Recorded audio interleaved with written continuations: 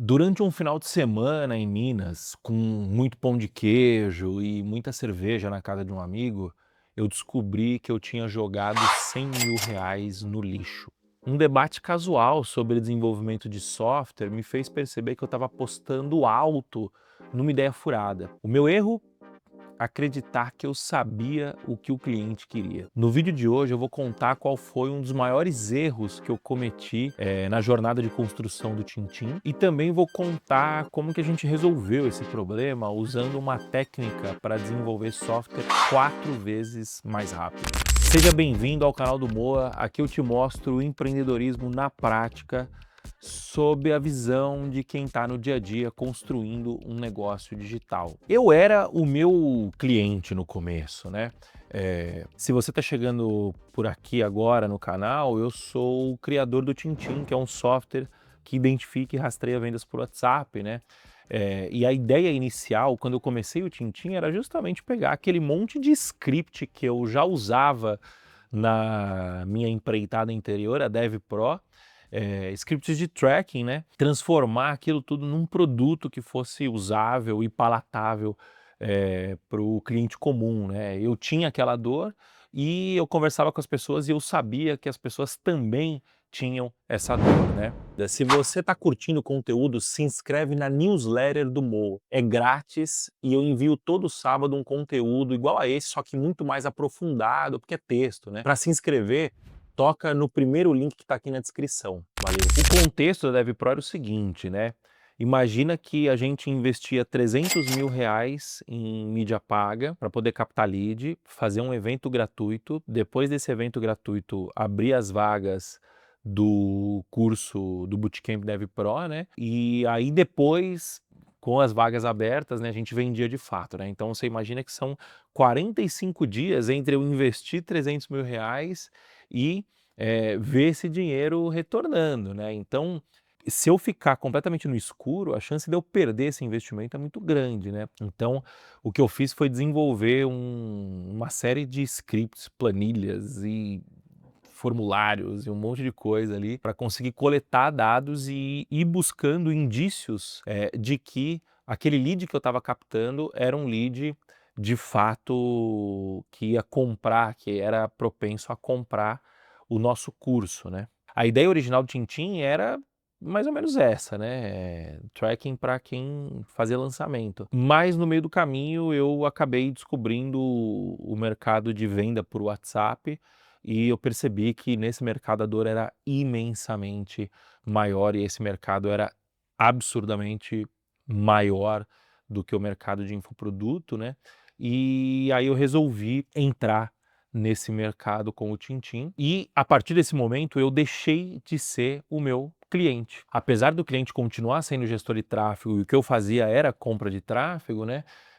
Agora a gente está falando de um contexto completamente diferente, né? Um cara que tem uma verba muito menor, é um cara que ele tem um processo de venda muito diferente. Ou seja, eu não é mais o meu contexto, eu já não sei quais são as dores desse cara, né? Como eu sabia quais eram as minhas dores quando eu ia lá e investia R$ 300.000 de tráfego. E no começo do Tintim, eu não tinha muita clareza disso, né? Mas a nossa obsessão em acertar, ela meio que foi moldando a gente para aprender com o nosso público, né? Então a gente investia dinheiro em marketing, trazia pessoas interessadas, vendia para essas pessoas, aprendia com essas pessoas, ia mapeando as objeções e entendendo quais eram os problemas, por que a pessoa não ficava no produto, né? Não, a pessoa comprava assinatura, 2, 3 meses depois cancelava. Por que essa pessoa está cancelando, né? E foi iterando nesses aprendizados que a gente chegou ao nosso Product Market Fit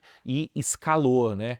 Então você percebe que a produção do Tintim, né, a criação do produto, ela era muito guiada por essas iterações e não pelo que vinha na minha cabeça, né? E aí o que aconteceu, né? Depois que a gente acertou a mão no produto, eu parei de olhar um pouco para produto e fui olhar para crescimento, né? Fui olhar para marketing e vendas. Eu fiz isso basicamente porque a gente quase não teve financiamento externo, né? A gente teve 2 investimentos anjo ali que eles entraram com a grana muito mais por uma questão burocrática do que de fato pela nossa necessidade de grana, né, foi pouca grana, eles entraram mesmo foi com conhecimento deles, né.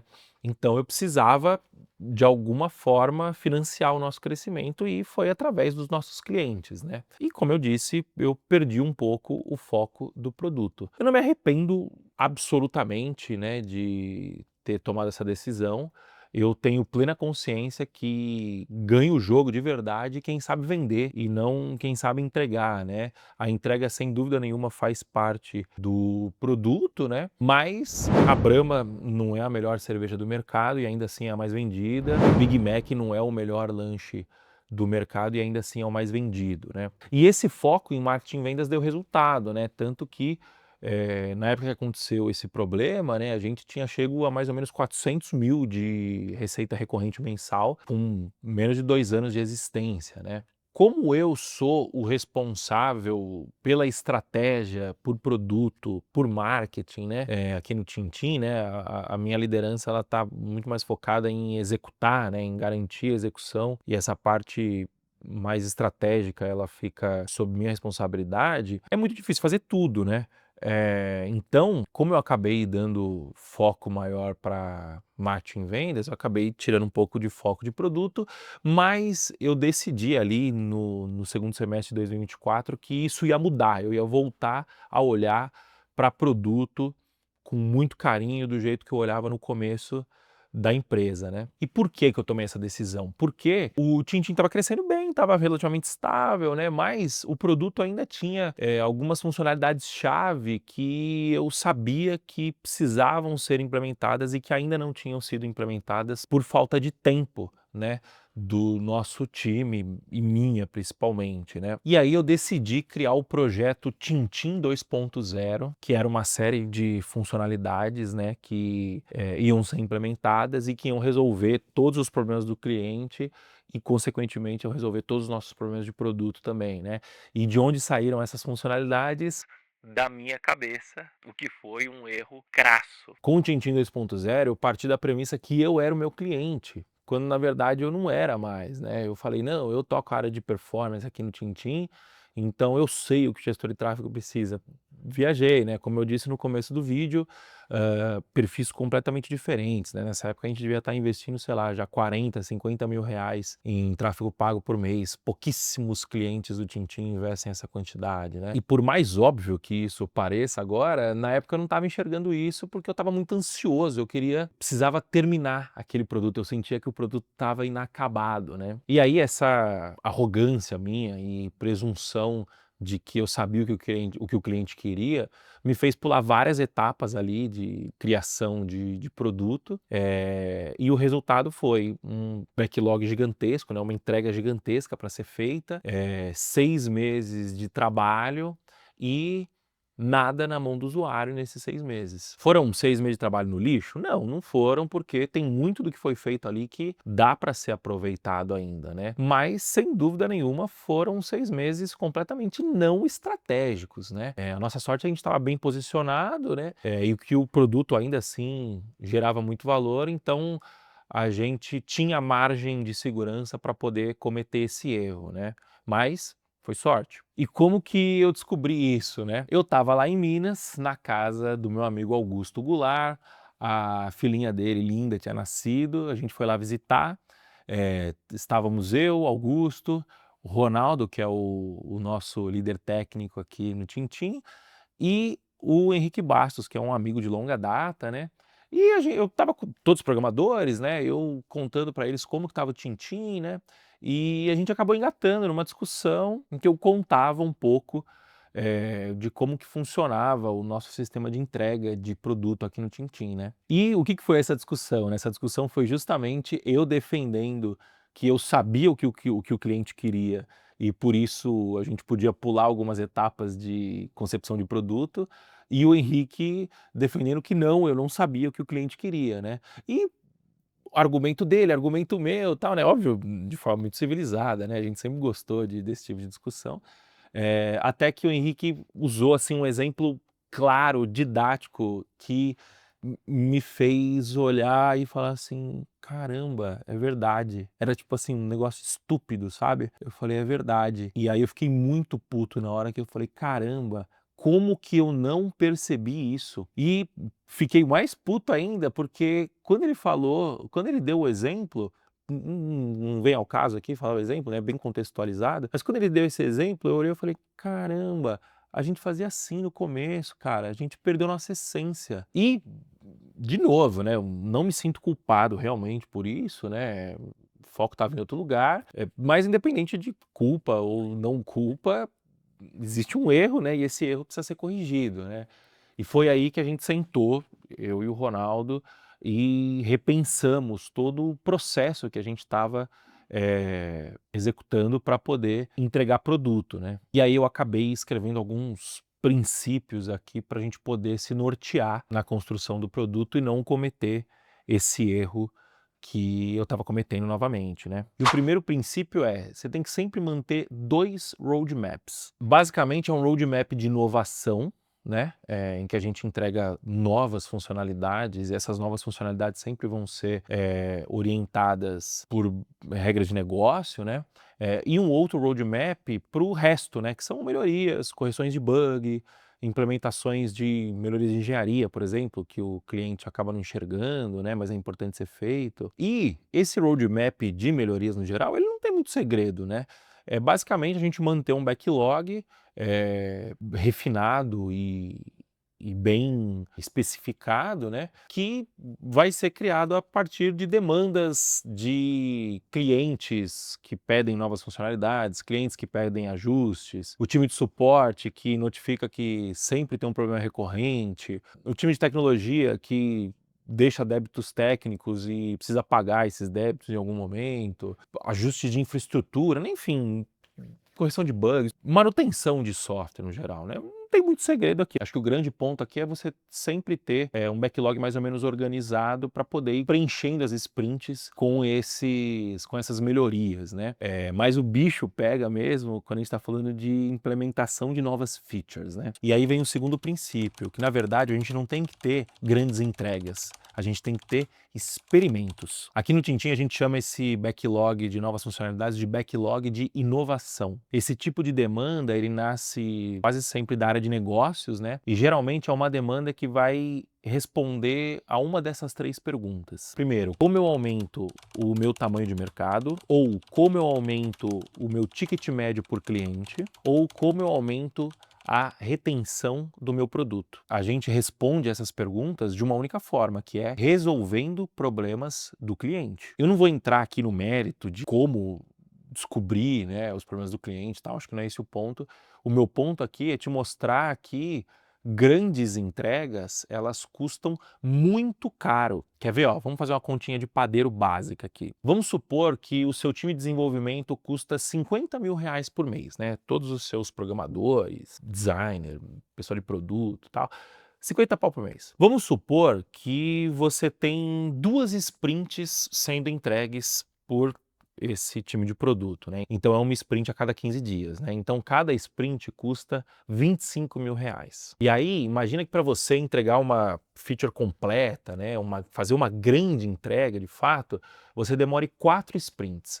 A gente está falando que essa grande entrega, ela vai te custar R$ 100.000 para ser feita. Eu não sei você, mas eu acredito que apostar R$ 100.000 numa hipótese é muito, muito, muito, muito arriscado. E sim, é uma hipótese, porque enquanto a funcionalidade não está na mão do cliente gerando valor, a gente não sabe se é aquela implementação que vai resolver o problema do cliente. Então, antes da gente tomar a decisão de desenvolver uma feature completa, né, a gente precisa buscar formas de validar que é esse o caminho que a gente tem que seguir, né? E formas mais baratas, muito mais baratas, diga-se de passagem. E aí entra o nosso terceiro princípio, né? Que experimentos devem ser feitos da forma mais barata possível. E aí, como que você vai realizar um experimento para validar a sua hipótese, né?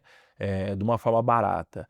É bem simples, na real. É só você deixar o seu ego de lado e assumir que você não sabe o que o cliente precisa. Se você não sabe algo, você vai buscar aprender. Como que você vai aprender? Você vai conversar com o seu cliente, você vai conversar com quem opera o sistema, você vai conversar com o suporte, você vai conversar com o lead que não comprou o software e você vai tentar entender os porquês desse usuário, entender os problemas desse usuário, entender como que você pode ajudar a resolver os problemas desse usuário. Aí beleza, você fez isso, aí sim, você planeja a feature completinha ali, bota filtro, bota paginação, bota scrolling, drag and drop, faz a feature do jeito que você acha que ela tem que ser feita, né? Do jeito que você acredita que é o resultado final. Aí agora com tudo isso planejado, né? Talvez as telas desenhadas, né? Em baixa fidelidade, não precisa desenhar toda bonitinha,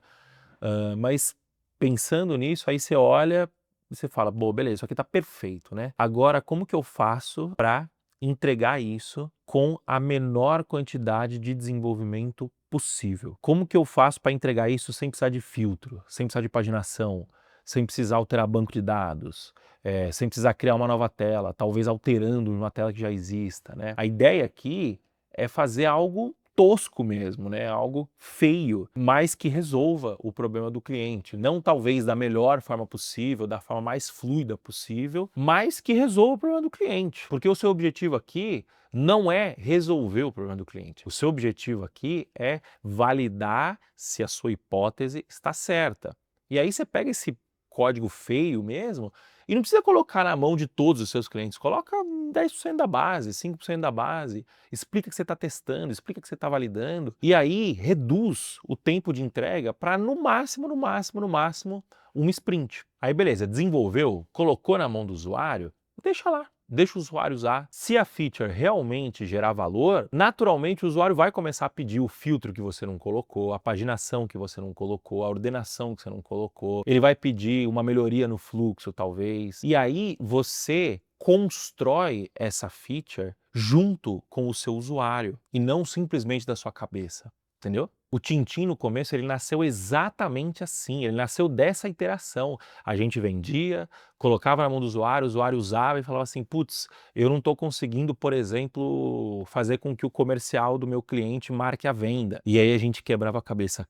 Puta, o problema do cliente é que ele precisa identificar a venda de forma automática. Aí tentamos via etiqueta de WhatsApp, não funcionou. Aí tentamos via painel, não funcionou. Até que funcionou quando a gente começou a usar a palavra-chave para identificar a venda, né? Mas isso foi um processo que demorou meses, assim, pelo menos 2, 3 meses. E aí, quando a gente entregou isso na mão do cliente, a gente viu que gerou muito valor, isso destravou um crescimento absurdo no Tintim, a partir da iteração, a partir do feedback, entendeu? E foi assim que a gente voltou a desenvolver produto em 2025 e a gente passou a entregar muito mais produto. A gente contratou também uma pessoa de produto que era essencial, eu precisava de uma pessoa de produto aqui no Tintim, eu não estava conseguindo fazer esse trabalho, né? Essa pessoa de produto que a gente trouxe, ela é excelente, e a gente, acho que mais do que nunca, a gente está entregando feature como a gente nunca entregou antes, né? Justamente porque a gente está sempre pensando com esses princípios, né? Você chegou até aqui, muito obrigado, eu sou o Moacir Moda, eu trabalho com internet há mais de 15 anos, eu abri meu primeiro CNPJ há 10 anos atrás e atualmente eu estou construindo o Tintim, que é um software que ajuda pequenas e médias empresas a vender mais através da internet. Aqui no canal do Moa eu compartilho os bastidores da minha empresa, né, e os meus aprendizados ao longo desses tantos anos empreendendo. Eu faço isso aqui no canal do Moa e também na newsletter do Moa, né, que é um e-mail que eu envio todo sábado para sua caixa de entrada, onde eu aprofundo ainda mais nesses assuntos, né? Porque é texto, né? Eu tenho uma capacidade ali de elaboração muito maior, né? Se você quiser se inscrever na newsletter do Moa, toca no primeiro link que está aparecendo aqui na descrição, tá bom? Valeu, falou, tchau, tchau.